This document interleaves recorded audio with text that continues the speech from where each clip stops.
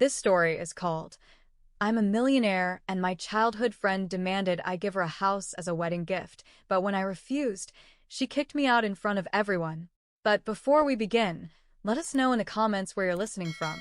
Don't forget to subscribe and enjoy the story. Our friendship started in the most innocent way. I was 7 years old when we moved to the street where Bianca lived. I was one of those quiet kids, always with a book in hand or staring at the world from the living room window. My mom used to say I was mature for my age, but honestly, I was just lonely. And it was Bianca who pulled me out of that shell.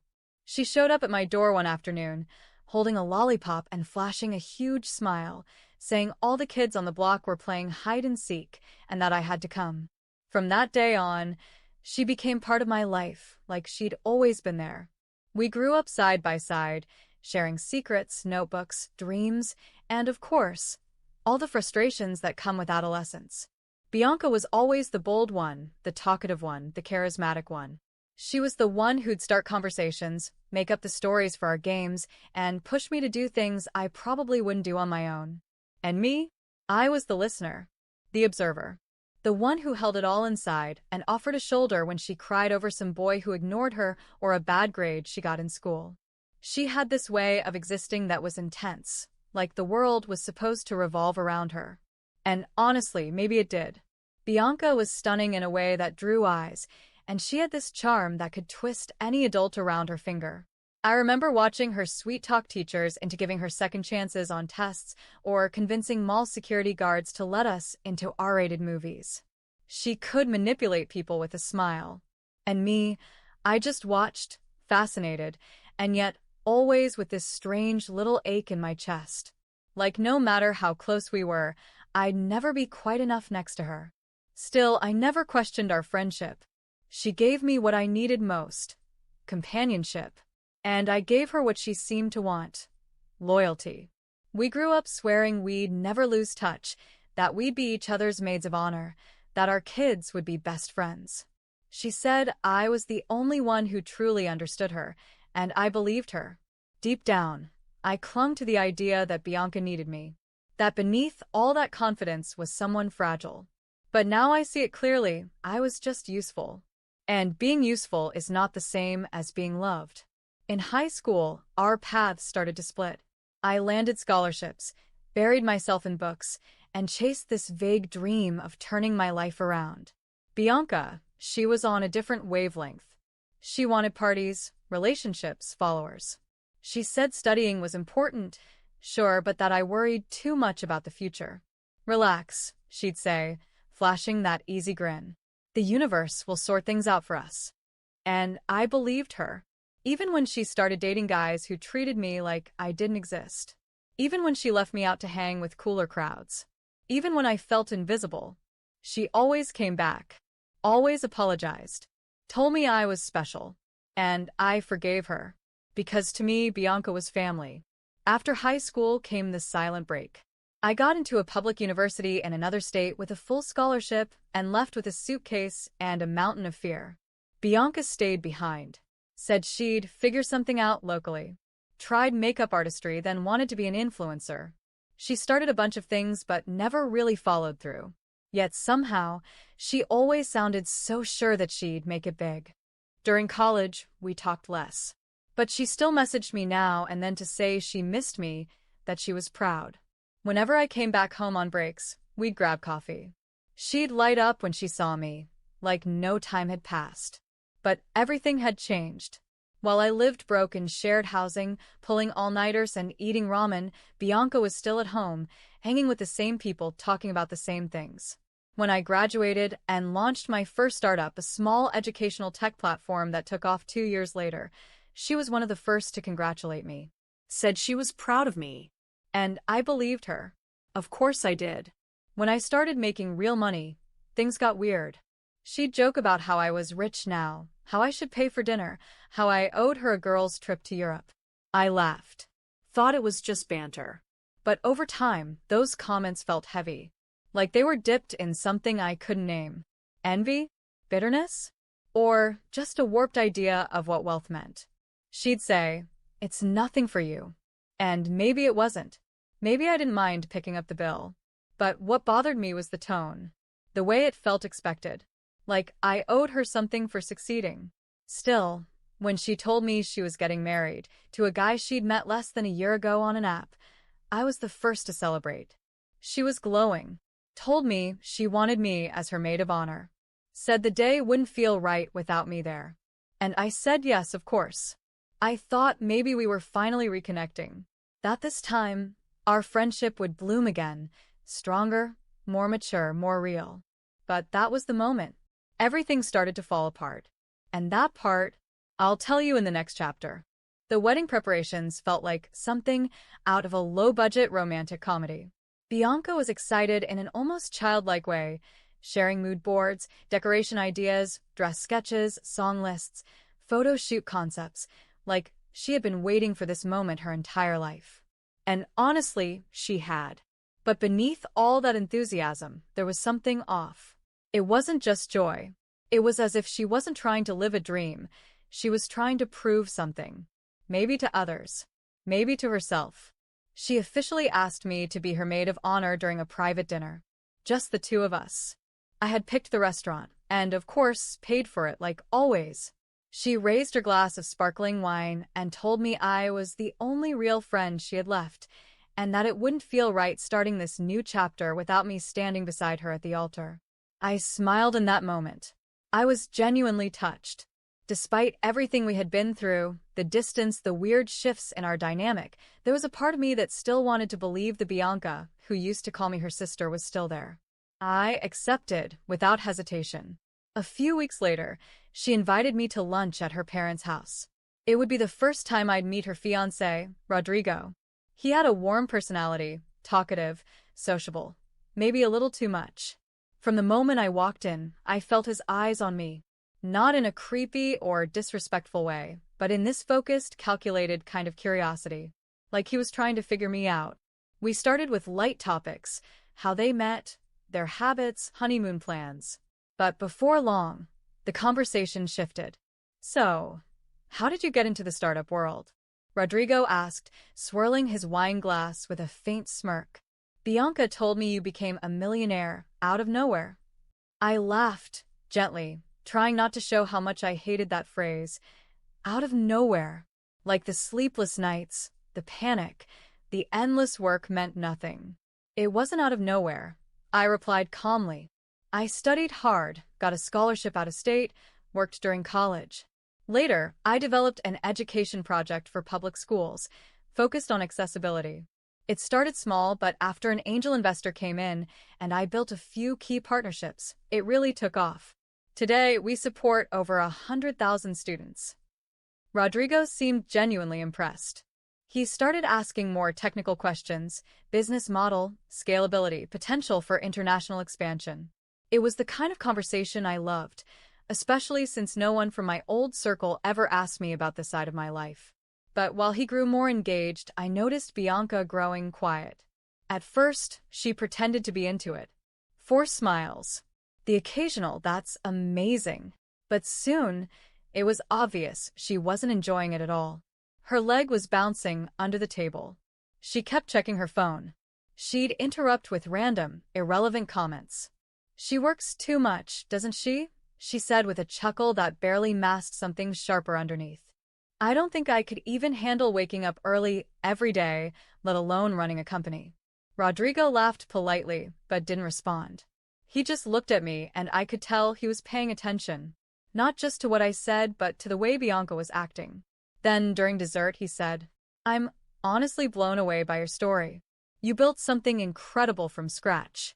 That's rare. So many people are born into wealth and do nothing. And this is real success." The comment, though sincere, struck a nerve in Bianca. She laughed, but it was one of those short, cold laughs that doesn't reach the eyes. "Yeah, some people are just born lucky," she said, giving me a tap on the shoulder. I always say that about her. Born under a lucky star. Meanwhile, I'm over here struggling to pay for the wedding catering. And it's not like my fiancé is rich, either. She tried to make it sound like a joke, but the bitterness clung to every word. Rodrigo attempted to lighten the mood with something goofy, but it was already clear. The vibe had shifted. Driving home that night, I couldn't shake the strange weight in my chest. For years, I had convinced myself that my success wouldn't come between us, that she was truly proud of me. But at that lunch, it felt like her mask slipped, just for a second, and what I saw in her eyes was unmistakable.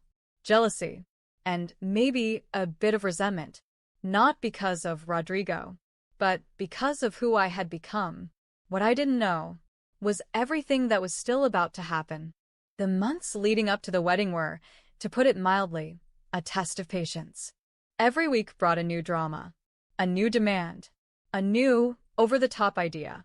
Bianca dove headfirst into her bride era like it was a sacred mission, and as much as I tried to keep a lighthearted attitude, I started to feel like a poorly paid extra in a show I never auditioned for. Right after the engagement announcement, she created a WhatsApp group called Team Bride Bride with Veil Rings Sparkling Heart and added all the bridesmaids, including me. From the group description, no complaining, just living the BB dream. I already knew this was going to be a circus.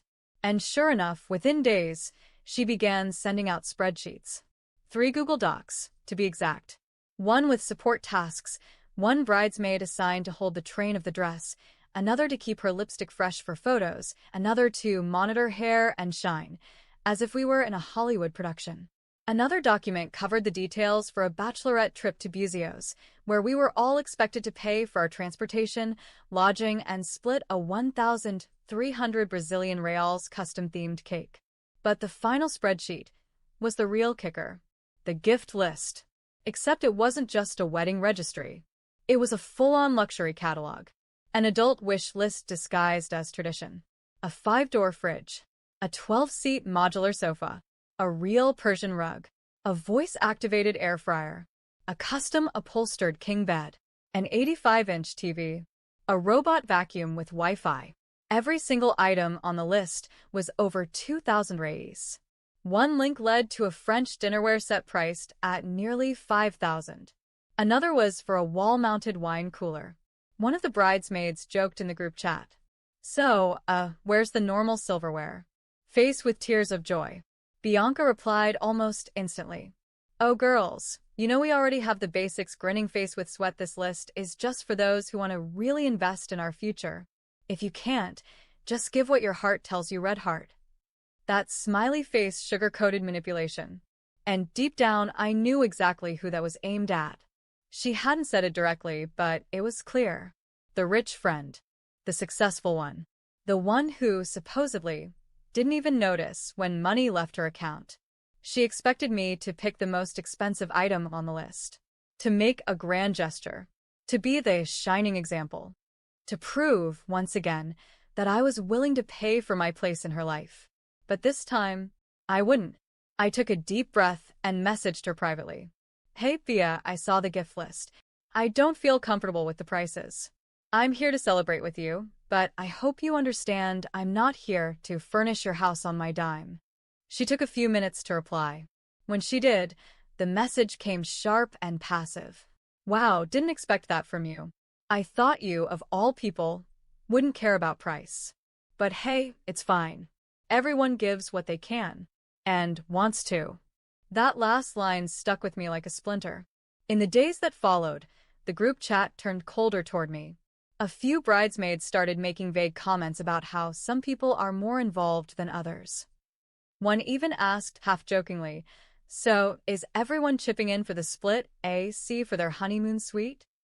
I didn't answer. I withdrew. Because at that point, I wasn't a friend anymore. I was a credit card with a dress code. The week of the wedding, I almost backed out. But I didn't. Maybe because of old loyalty.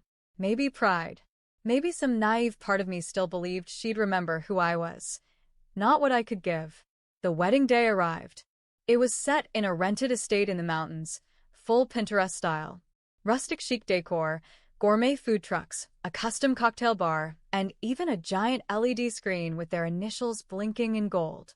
I showed up early, as requested. I wore the required dress color. I got my hair done, did the photos, smiled for the camera. I played the part. Bianca looked beautiful, stunning actually.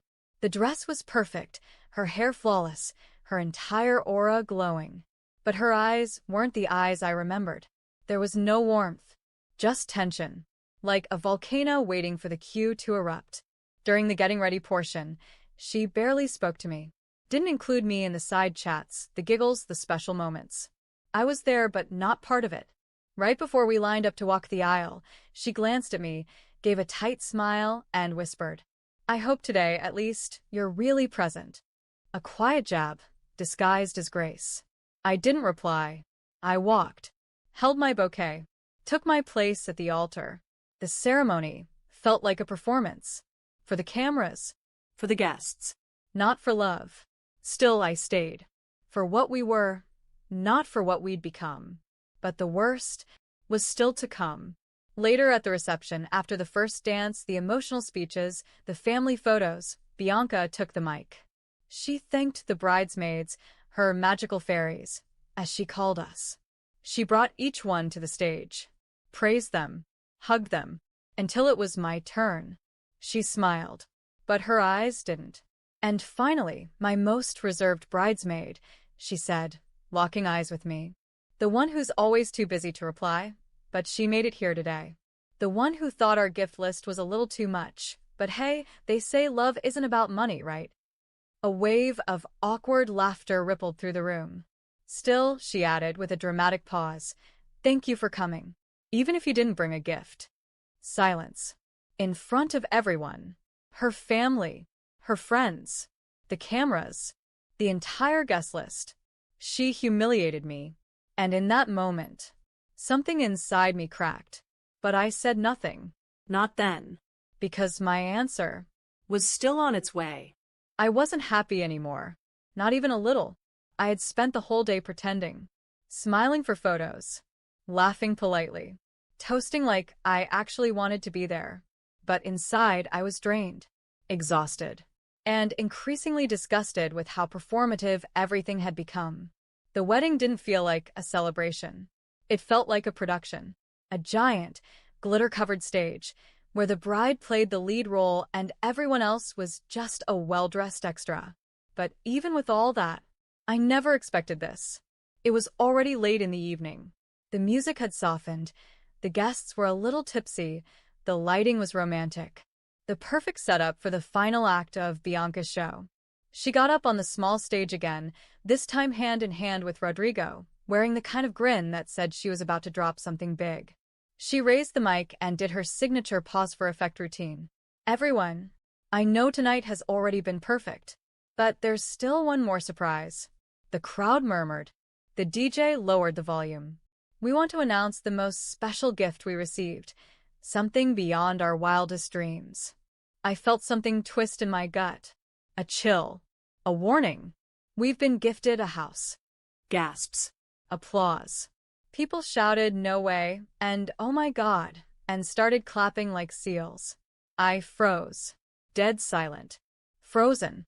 Watching. Yes. A house. Our very first home together.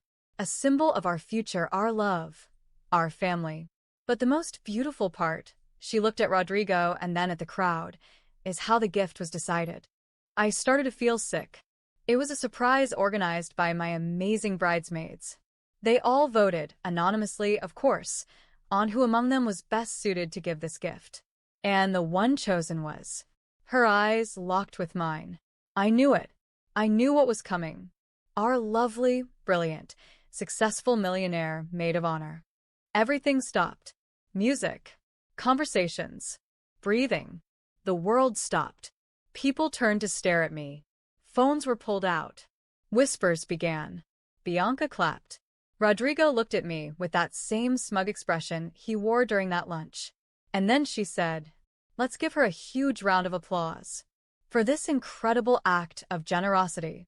The crowd erupted, and I sat frozen, in disbelief, in rage.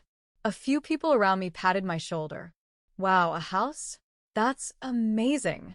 I didn't know you were that close." She really went all out. No, no, no. I stood up, walked slowly to the stage, not to smile, not to hug, but to stop the madness. I took the mic from Bianca's hand. My voice came out calm. Too calm. I didn't give anyone a house. The room fell into a stunned silence. Rodrigo looked confused. Bianca froze. No one told me. No one asked me. No one voted. This was not discussed with me. And I'm not going to stand here and let anyone assume that just because I have money, I owe anyone something like that. Bianca laughed nervously, trying to play it off. Oh, come on, it was symbolic. Just our way of showing appreciation. Symbolic? A house? No. Let me be clear. I am not anyone's mother. I'm not here to fund someone else's adult life. You want a house? Work for it. Like I did. Cry for it. Like I did. Build it from nothing. Like I did. There were phones recording. At least 3 people. I saw them. Bianca's face twisted. She grabbed the mic back from me. You're unbelievable. Selfish. Cold. After everything I've done for you over the years, this is how you show up? You think you're better than everyone, right? Always the smart one, the rich one, the important one. Her voice was rising. Her mask was slipping. You know what? Get out. Get out of my wedding. You're no longer welcome here. Go back to your penthouse or your startup or whatever the hell you care about, because you clearly don't care about real people. People were murmuring. Some were awkwardly laughing. Others just watched, stunned. I looked around. I saw the eyes, the cameras, the judgment. And for a second, I almost felt embarrassed. Almost. But then something inside me snapped. And snapped clean. I didn't say another word. I didn't cry. I didn't argue. I grabbed my purse. And I walked out. Step by step. Head held high. Outside, I heard the music come back on. Like nothing had happened. But something had happened. A line was crossed. A friendship was buried. And a storm, one she never saw coming, was already brewing. Because I don't scream. I don't humiliate. But when I strike back, you never see it coming. And Bianca? She had no idea that my response was already on its way. I thought it would end there. That public humiliation, that calculated exposure in front of everyone, would be the final chapter in a friendship that, truthfully, had been dead for a long time. But the world doesn't work like that. Not when phones are recording. Not when social media thrives on real drama, especially one soaked in arrogance, betrayal, and a hint of revenge. The morning after the wedding, I woke up to dozens of messages. Some from old friends who had seen the videos. Others from numbers I didn't even recognize. What started as a trickle of support quickly turned into a storm. On TikTok, a video of Bianca kicking me out of her wedding had already passed 400,000 views before noon. The title? Bride kicks out millionaire maid of honor for not buying her a house. The comments were a wave of outrage. She wanted a house. That's not friendship. That's extortion. The maid of honor handled that like a queen. I would have thrown the mic at her face. She didn't want a friend. She wanted a bank account. On Instagram, screenshots from our bridesmaid group chat were being shared. Someone, and to this day I don't know who, had leaked messages where Bianca was pressuring the bridesmaids, making passive-aggressive jokes, and clearly stating that I had a moral obligation to contribute more. People saw it all, and they took my side. Within 48 hours, I was no longer the cheap maid of honor. I had become a symbol of boundaries, of self-worth, of stop using successful women as ATMs. And Bianca? She became a meme. Me at my friend's wedding waiting for her to buy me an iPhone 15 Pro Max. Bianca, if you want a sofa, go sit down at the store with some humility. She was tagged in everything. She lost control of the narrative. On the 3rd day after the wedding, she texted me. It was cold, passive-aggressive, and dripping with resentment. Thanks for turning my wedding into a public circus. Hope your little empowerment campaign is treating you well. Never thought you would be the one to stab me in the back like this. I read it, breathed, and replied calmly. I didn't do anything except tell the truth. What you did to me in front of everyone, that's not something you do to anyone, let alone someone you claimed was your childhood friend. So please, Bianca, forget me. For good. She didn't reply. And for months, there was silence. I moved on with my life.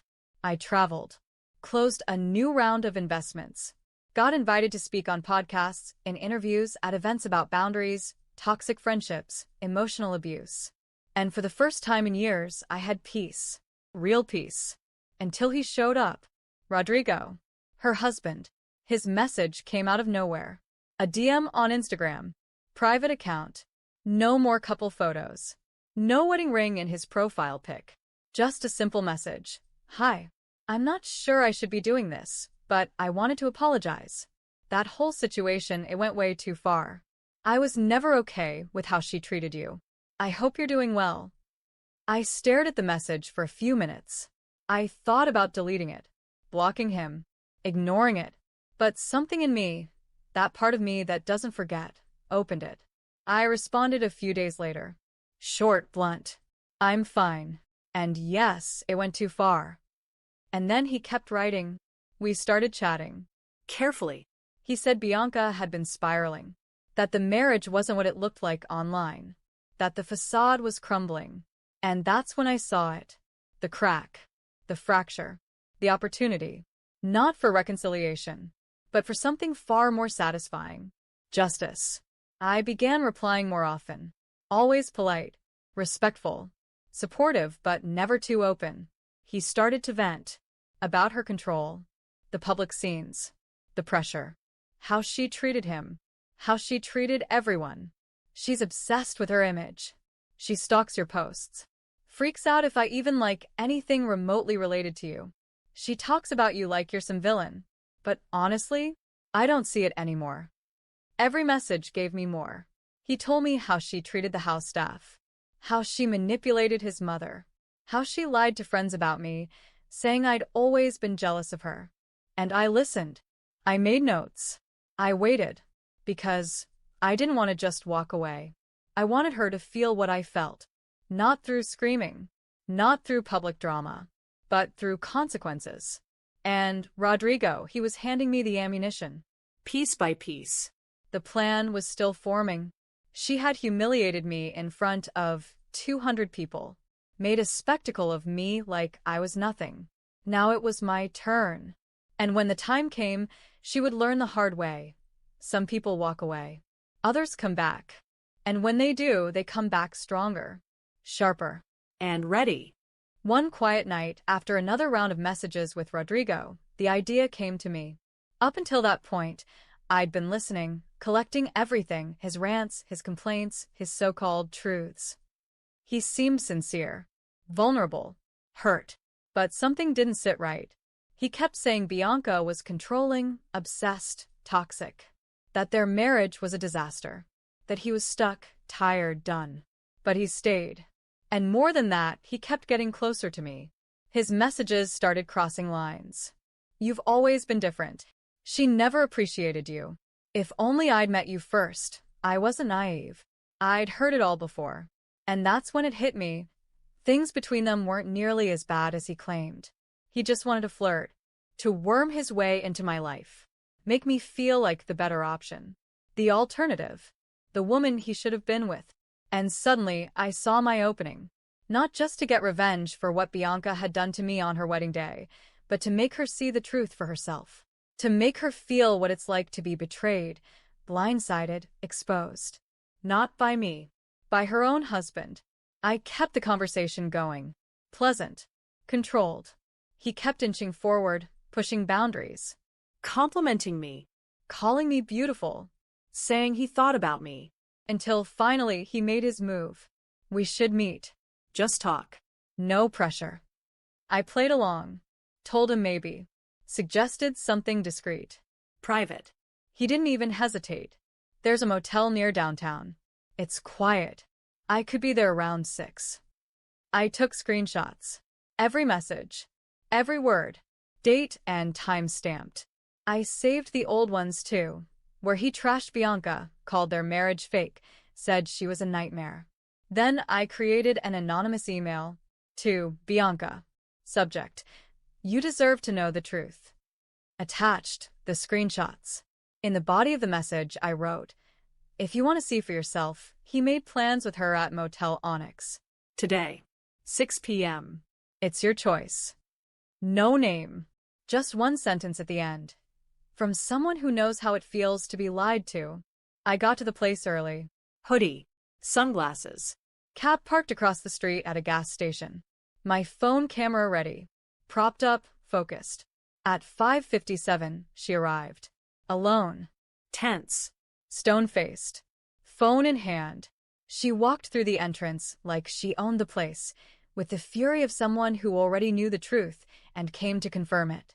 At 6:03, Rodrigo pulled in, adjusting his shirt, fixing his hair, looking way too relaxed for someone about to walk into a trap. He stepped inside, clueless, until he saw her, Bianca, arms crossed, standing dead in the middle of the hallway. And the moment their eyes met, pure gold, he froze. She didn't. She exploded. She shoved him, screamed in his face, held up the phone with the messages. You thought I wouldn't find out? You thought I'm stupid? You were going to cheat on me again? He tried to explain, stuttering, backing up. But she wasn't having it. She slapped his chest, cursed, yelled louder. The front desk staff just stared, frozen, unsure of what to do. A live betrayal unraveling right there in the open. I filmed every second. Sound clear. Image focused. Later that night, I posted it. Anonymous account. Caption. From the wedding of the year to the motel of the truth. The internet did the rest. People recognized her instantly. Comments came in waves. Wait, is this the house wedding girl? Well, at least now she has somewhere to live alone. Rodrigo walked straight into his own funeral. This is karma in 4K. Within 24 hours, Bianca deleted every one of her accounts. Rodrigo too. But it didn't matter. The story was already out there. The video was everywhere. The divorce was swift. No split assets. No mediation. She was kicked out of Rodrigo's family home in shame, labeled unstable by neighbors who heard the screaming match. And her friends? Gone. No one wanted to be associated with her. She was left with no husband, no social circle, no dignity. And worst of all, no way to erase the truth. Because the internet never forgets. I never spoke to either of them again. I didn't need to. I kept the original video, not to repost, but to remind myself. Sometimes, revenge doesn't need to be loud. It doesn't need violence. It just needs timing. Clarity. Precision. Bianca destroyed herself. All I did was hand her a mirror. Months went by. The dust settled. The video stopped circulating. Social media moved on to other scandals, as it always does. But I remained in peace. Not because I had gotten revenge, but because I had finally closed a door that should have been shut long ago. The truth is, our friendship had been dead for years. All that remained was expectation, entitlement, envy dressed as closeness. And when I let that go, I felt lighter, freer. I returned to my life, to my calm days, to my quiet nights, to the freedom of not being anyone's emotional or financial crutch. And then, out of nowhere, she came back. Bianca. Alone. No filters. No glowing eyes. She messaged me. Just a simple request. I don't want anything. I just need to talk. I almost ignored her. But curiosity won. We met in a quiet little cafe in the middle of the afternoon. Neutral ground. No audience. No tension. Just silence. She looked like a different woman. Smaller. Tired. Like someone who had finally been forced to look at herself. She sat across from me and said, I came to say I'm sorry. I stayed quiet. She went on. For everything. For how I treated you at the wedding. For what I said. For how I made you feel. I lost control. I thought you owed me something just because we were friends. I thought having you around meant I deserved more. And I ruined it. I lost you. I lost my marriage. I lost everything. Everyone left. And I don't blame them. I just wanted you to know I'm sorry. She didn't know. She had no idea I was the one who set up the motel meeting. That I had been the anonymous email. that I was the one who filmed it all and let the world see it. In her mind, I was still the girl she humiliated, the one who just walked away. And I let her believe that. Because sometimes silence is justice. I took a breath and answered. Bianca, what you did to me wasn't just petty. It was cruel. You made me a spectacle. You used our friendship like a stage prop, expecting me to pay for your life just because you couldn't afford it yourself. And when I said no, you tried to destroy me publicly. You didn't just hurt me. You disrespected everything we'd ever shared. She looked down, tears welling up. I didn't stop. You confused friendship with convenience. And when I didn't give you what you wanted, you threw me away. But what you built on appearances, it collapsed. Hard. And that's on you. She tried to speak, but I cut her off. You didn't lose everything because people are mean. You lost it because you were greedy, selfish, and arrogant. And now, maybe you want redemption. But it won't come from me. Her eyes filled with tears. She was shaking, but I felt no pity, only clarity. I stood up, grabbed my bag, and ended it with one final truth. I don't want a friend who sees me as a bank account. I want peace. And that's what I found the moment you left my life. You never knew how to be a friend. And now you'll have to learn how to be a human being. Goodbye, Bianca. I walked out without looking back. Never spoke to her again. She still has no idea that I was the one who ended her perfect marriage. But that's not my problem anymore. Because that's how I ended a childhood friendship. Not out of hatred, but out of self-respect. To protect myself. From her greed. From her manipulation. From everything she chose to become. What did you think of this story and this video format? Leave your feedback in the comments to help us improve the channel. Don't forget to subscribe and share it with your friends. See you in the next video.